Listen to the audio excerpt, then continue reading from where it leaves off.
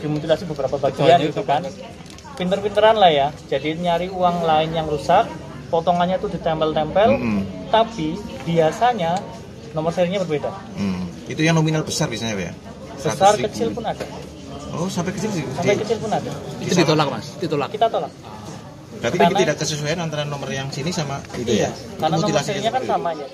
Kita ngecek kesesuaiannya dari situ. Dan ada juga, misal dua nomor seri ini sama. Terpotong misalkan tengah ya, potongannya besar. Biasanya itu pasti gradasi warnanya berbeda antara potongan tengah dan kanan kiri. Kita buang yang tengah itu, kita tempelkan yang dua nomor seri sama ini, keutuhannya itu masih lebih dari 2/3 bagian, enggak sih? Kalau dia masih lebih dari 2/3, berarti bisa ditukarkan. Karena ketentuannya kan harus lebih dari 2/3 bagian. Tapi kalau dia kurang dari 2/3, kita tidak bisa lakukan penukaran.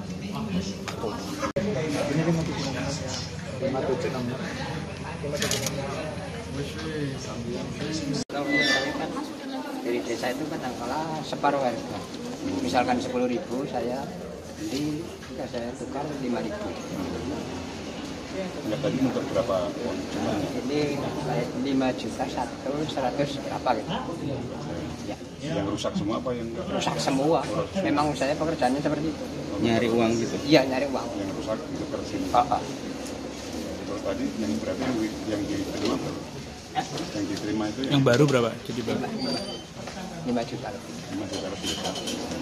Ini cuma ada 3 ini ya? Ya, yang reject. Uangnya bisa sampai rusak kenapa pak? Itu kan saya kan keliling, jadi keliling terus apa? Warung, apa kan? Terus apa? Pasar gitu loh. Jadi jualan apa emang orang bapak? itu kalau belum ketemu saya buang. Bakar sekalian. Nah, bisa ditukar, jadi daripada saya mencari pekerjaan, ya pekerjaan seperti ini. Lagi pula saya kan punya siup. Nggak cuma itu, bisa uang dolar bisa. Berarti Sukesno. Yang barunya ya? Pak jenengan berarti nama pekerjaannya Pak jenengan? Pengumpul uang atau gimana? Enggak. Istilahnya? Ya penukaran uang kali mencari, tapi langsung ke warga gitu. Oh gitu. Tapi punya isiuk, punya izin. Oh gitu. Izin usaha. Money changer gitu ya? Izin usaha resmi, ya. Dapat jasa berapa Pak? Kalau yang rusak itu ya 50%. Berarti kalau 5.000 berarti 2.500. Iya, dibeli 2.500. Kadang-kadang kalau ada yang nggak tahu itu dibuang, dibakar sisa. Umur berapa jenengan? Hah? Umurnya berapa? Kalau umur tahun berapa? 1067 ya, berapa ya? Iya. Masih Pak ya? Tergantung itunya kerusakannya sih Pak. Ini diterima semua nggak sama BNI? Ya, ini saya terima, kasihan yang jual. Ntar kalau digituin, ntar yang jual itu kan, nah cuman bilangnya cuman milik gitu. Sekalian kalau nggak laku ya buang ke Pak. Oh ini ada yang di ini juga nggak diterima? Ya, ini ada. Ini terima semua Pak. Ini. Diterima semua. Pak ini. Ini nggak bisa. Mak itu kenapa rusak itu? Dari mana aja orang dari mana? Uangnya dari mana? Pasar. Pasar kadang di rumah-rumah itu sekalian nyari itu sih HP rusak kan, sekalian tanya ada uang rusak nggak? Oh begitu. Memang nyari uang rusak. Saya nyari HP Rusak. sama ini ya. Oh mau mengumpulkan uang rusaknya? Ngumpulin uang sama HP rusak. Berarti jenengan beli uang rusak atau gimana? Saya nyari uang HP dulu, HP rusak, bentar lah nanyain uang rusak. Dan Kalau sama yang rusak itu Diminta sama jenengan atau dibeli? Paling dicuri, ditukar separuh kadang Separuh dari nominal uang itu ya? Misalnya kayak gini ya kadang separuh lebih, tergantung sih kalau jumlahnya 10.000 apa dulu. oh, sama sampean ditukar ke BI gitu. Nah, masih dapat Mas? Bisa ada untung. Masih umumnya lumayan lah. Sisanya 5.000 tukar 2.000 jadinya atau gimana? Kalau rusak 3.000. 3.000 ya? Nah, ya. Ambil untung sedikit gitu ya? Tapi Dan nanti kalau tukar itu 2.000. Karena cuman orang bilangnya kan jangan segitu mah tambahin lagi gitu. Mas siapa Mas? sudah berapa lama Mas nuker uang kayak gini ke masyarakat? Ya berapa ada 1 tahun. 1 tahun ya? Setengah tahun. Jadi kayak berburu uang rusak, dibeli dengan separuh harga, terus dijual gitu ya? Iya. Gitu ya? Lagi. Tapi lumayan ya? Ya lumayan lumayan lah daripada nggak ada kerjaan. Terus nyarinya kemana sasarnya? Pasar, masyarakat yang di desa tuh? Banyak kan yang di rumah di kampung-kampung. Oh iya? Kalau di pasar seringnya nggak ada ya. Nah diambil sekarang, besok kalau diputerin lagi nggak ada. Kalau di Mereka memang nyimpen uang rusak atau gimana sih masyarakat? ya kan iya sih, soalnya kan kalau orang apa di jajannya kadang rusak separuh, kadang dirempet-rempet kayak gini kan. Oh. Ntar beli, ntar terus dibuka uangnya rusak kan. Ya itu kan kadang ada yang nyariin terus ditukar gitu. Artinya mereka kurang hati-hati megang uang gitu atau gimana? Jadi pada rusak gitu kayaknya. Kalau orang jualan kadang nggak itu ya, nggak teliti uangnya, rusak sebenarnya. Nuker berapa hari ini dengan nuker berapa? Sama orangnya. Dihitungnya. Sekarang dihitung hari ini nominalnya berapa? berapa? Ini nggak tahu, belum dihitung. Yang di bawah jenengan berapa? Dari rumah bawa berapa? Kejutaan kurang. Berapa? 3 juta berapa? 3 jutaan. Yang ditolak berapa? Yang berapa ini enggak? Yang raja nggak itu sih, masih bisa diterima. Yang itu raja. Muter-muternya kemana aja Pak jenengan? Biasanya seringnya ke pasar-pasar. Sama-sama daerah Banyumas ini. Saya jauh nonton bu. Wonosobo. Oh. Mas Subur berapa Mas? Umurnya berapa? Tiga. 33. Subur siapa? Saya sebut. Subur aja. Dari Wonosobo jenengan. Kasih ya Mas. Oh, rata-rata gimana Mbak rusaknya? Lusuh atau memang sobek atau gimana? Iya, sobek cuman masih nyatu sih, masih ada. Itu didapat dari mana Mbak? Sampean uang-uang itu? Oh, dari orang juga ya, dari penjualan juga. Kadang orang kan dari mana gitu ya. Kalau Mbak ini pedagang ya? Iya, saya kerja di toko baju kan. Pedagang aja, oke. Mbak Amel ya? Ya, jual. Sun. Mbak Amel umur berapa Mbak? Umurnya? Umur 22. 22 ya. 690 berapa tadi? 692. 92.000 ya. Oke, thank you. Dari Purwokerto aja Mbak? Iya, Purwokerto. Oke.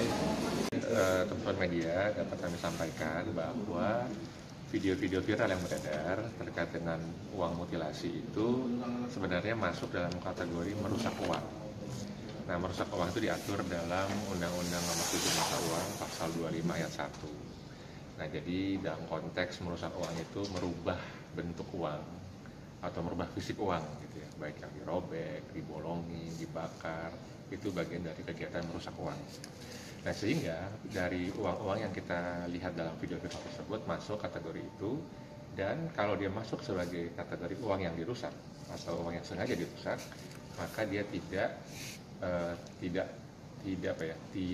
legal untuk sebagai alat transaksi. Gitu. Itu yang kedua. Nah, yang ketiga, dalam hal masyarakat menemukan uang-uang seperti itu, segera minta klarifikasi ke Bank Indonesia atau perbankan setempat.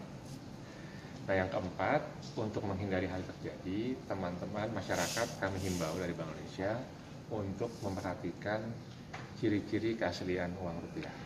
Seperti itu. Nah, dalam lanjutannya, dalam konteks uang, memang uang rusak itu bisa diganti oleh Bank Indonesia dengan cara-cara tertentu. Nanti kita akan jelaskan. Salah satunya adalah bagian yang masih utuh itu harus lebih dari 2/3 bagian. Nah, kemudian masih ada nomor seri yang di sana masih terlihat. Jadi kalau misalnya nomor seri mutilasi kan bisa aja berbeda kan tadi ya, yang bawah sama yang atas, tapi udah nggak bisa seperti itu. Sehingga udah pasti nggak bisa ditukar dengan yang baru. Nah, modus-modus ini memang akan selalu yang namanya masyarakat, oknum-oknum di masyarakat selalu memanfaatkan itu. Oleh karena itu kita bekerja sama dengan pihak-pihak terkait untuk memastikan agar kegiatan pemalsuan uang ini terus ditekan. Seperti itu. Mungkin ini pernyataan dari Bank Indonesia. Terima kasih. Sudah kayak Pak Jokowi. Ya, kasus yang sampai ditindak, sampai diusut sampai mana gitu asalnya gitu. Kita belum, kalau untuk yang mutilasi ya, memang ada ketemu 1-2 tapi belum sampai yang masif seperti yang ada di viral itu. Itu konteksnya seperti itu. Oke. Soal mendekati pemilu ini Pak, ini kan sudah mulai ya. Peredaran misalnya mendekati pemilu kampanye, betul. Kampanye tentu sudah kita antisipasi. Jadi dari kantor pusat dan juga seluruh daerah, karena tentu pemilunya kan sampai pemilu pilkada kan, dan kita sudah melihat memang banyak mulai kebutuhan-kebutuhan uang, khususnya pecahan merah 100.000 dan 50.000. Asumsinya seperti itu. Dan tentu kita dalam perencanaan keuangan sudah mempertimbangkan pemilu, sehingga ketersediaan uang rupiah sampai dengan 2024 sudah diperhitungkan dari sekarang gitu ya. Dan diharapkan tentu akan memenuhi kebutuhan masyarakat. Dan sebenarnya kita tidak masalah dengan itu, karena di sisi lain tentu akan memberikan dorongan untuk pertumbuhan ekonomi. Dan mudah-mudahan jadi lebih positif ya. Maksudnya kita cari sisi keberkahannya buat masyarakat, khususnya UMKM, mungkin UMKM kuliner, UMKM fashion seperti itu bisa tumbuh gitu ya. Dan ini juga bagus artinya dengan adanya pemilu, karena sumber pertumbuhan perekonomian Indonesia salah satunya itu ditopang dari konsumsi rumah tangga. Jadi kalau memang ada seperti ini akan baik juga untuk perkembangan ekonomi, khususnya untuk Purwokerto, Banyumas Raya. Dan yang paling penting adalah kita harus menjaga keamanan. Selama keamanan yang lancar, kebutuhan uangnya tadi malah kebutuhan konsumsinya meningkat, kan malah bagus kan ya, jadi kita mendukung. Pak, kalau antara uang mutilasi sama uang palsu itu mendeteksinya lebih susah mana Pak? Jadi sebenarnya dengan konsep 3D, dilihat, diraba, diterawang, mau dia mutilasi maupun palsu itu akan ketangkep sebetulnya. Karena contoh yang mutilasi, begitu diraba pasti ketahuan itu. Begitu dia diterawang atau dilihat, itu kelihatan kan, nomor serinya berbeda gitu kan ya. Kemudian bisa jadi benang pengamannya udah hilang seperti itu. Jadi selama masyarakat itu terinformasikan tentang bagaimana cara mengenali uang, itu aman. Nah makanya kita juga melihat dari sisi root cause-nya. Kalau tadi kan sisi symptoms bahwa ada yang dimutilasi. Secara root cause itu juga kita perlu meningkatkan awareness masyarakat terhadap cinta, bangga, paham rupiah. Artinya kalau masyarakat cinta dengan rupiahnya, kemungkinan rusaknya kan sedikit gitu ya, akan berkurang. Nah itu sangat banget bisa menekan juga oknum-oknum untuk berpikir untuk melakukan kegiatan kayak mutilasi seperti itu. Nah dalam konteks cinta kan tidak hanya kita mengenali rupiah, tapi bagaimana menjaga dan merawat rupiah. Nah ini bersamaan dengan konteks ini, kita di seluruh BI 46 perwakilan selalu menggemborkan kan CBP itu cinta bangga paham rupiah. Nah ini jadi saling kait-mengkait gitu ya, antara komunikasi dan sosialisasi kepada masyarakat tentang cinta bangga paham rupiahnya ini, dan juga pemahaman terhadap kalau pas yang kita paham dan itu kan paham ini mana yang asli mana yang palsu gitu kan. Nah jadi paham ciri-ciri keaslian uang rupiah. Dan kita selalu secara konsisten dari bertahun-tahun ini selalu komunikasi baik ke dunia pendidikan, ke guru penggerak, kemarin ke pramuka gitu ya, semua lapisan masyarakat. Jadi ada yang lapisan anak-anak, remaja dan dewasa, kita terus sosialisasikan ini. Dan tentunya kerjasama dengan instansi terkait penindakan kalau memang ada yang palsu. Siap. Tingkat kerusakannya tinggi nggak sih Pak? Kayak tadi kan kita